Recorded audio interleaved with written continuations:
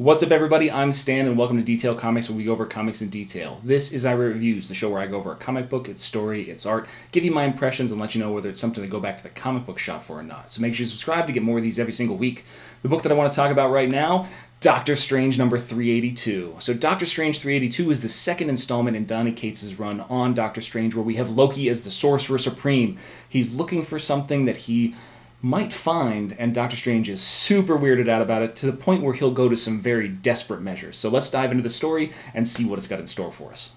As we dive into Doctor Strange number 382, we're greeted with a view, these grand vistas of these mountains, and we see Doctor Strange kind of beaten, brutalized, and cut up climbing them, ultimately deciding that this is a very bad idea. This is something that he'd promised that he would never, ever do. And we immediately flash back to a situation where we're back inside of his veterinarian clinic.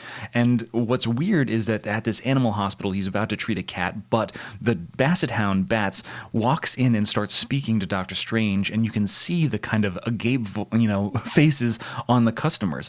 So while Doctor Strange is, a little bit busy at this point in time, he's forced to explain the situation where he is a Sorcerer Supreme. He has cast some sort of spell to make this dog understand English, or to make these people understand dog, and that, he doesn't have a medical license, so he opened up this clinic, and he's actually a practitioner of the mystical arts. And I hope that answers your question as they run around screaming and leave with their cat, which, seems to be a relatively common occurrence for this brand new magical mystical veterinarian.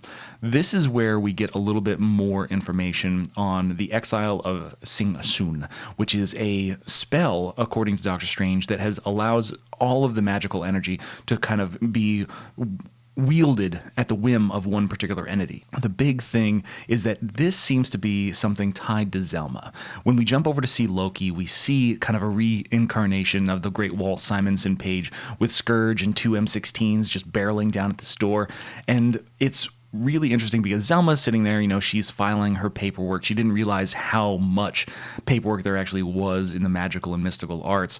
But we get a kind of a discussion where Loki and Zelma kind of connect a little bit more. He's talking about creating an entire new realm for a race of people so that way they could exist inside the heart of this dragon.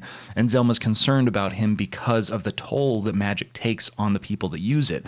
We're talking about, Doctor Strange was throwing up black bile and had to eat all this weird stuff in his fridge in order for him to continue to use that, but it doesn't seem to affect Loki in that manner. Doctor Strange is then seen walking down the street, well, unseen because he's astrally projecting, so the dog is walking himself down the street as they're talking about what it comes down to, why he hasn't really visited, why hasn't he talked to Zelma, and just as he approaches the Bleecker Street address, he sees inside the window Loki and Zelma, and then ultimately something that he really did not want to see. Loki and Zelma kissing.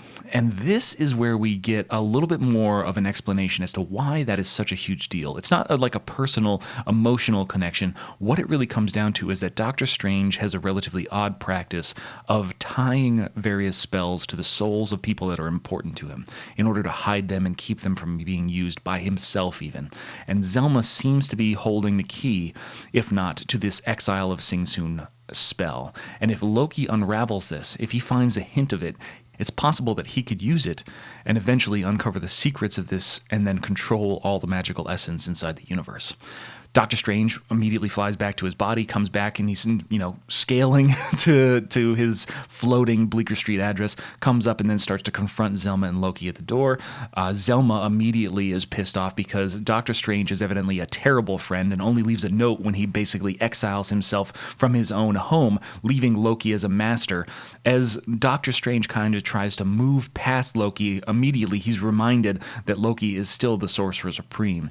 Floating down to the ground using the cape of levitation, we see a friend come to the aid of Doctor Strange. It's Bats, it's the dog that's talking, and while Loki is, just trying to kind of, disable or make sure that the dog doesn't necessarily cause too much of a commotion, Doctor Strange ultimately knows that this dog's got a bad heart, which causes him to go into some sort of cardiac arrest, and he's passed out, and unfortunately we see the timely passing of Bats trying to defend Doctor Strange, the one companion that Strange has had for this period of time.